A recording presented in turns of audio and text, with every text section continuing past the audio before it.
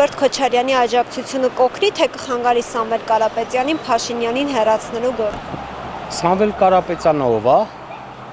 Գործարար, բարերար, հիմա որ Կալուգայի Սամոյի հետ եք։ Հա, իսկ այդ Քոչարյանն ով է։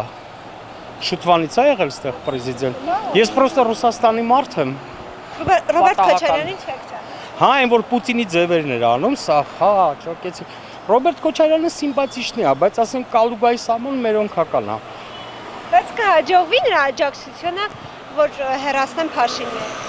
Փաշինյանին ճիշտ ասած քաղաքականությունը կապիկություն է։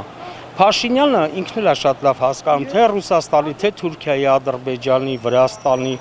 բոլոր հարևանների առաջնահերթ մեծագույն գերպետությունների հետ անպայման պետք է Լուկաշենկոյից օրինակ վերցնի։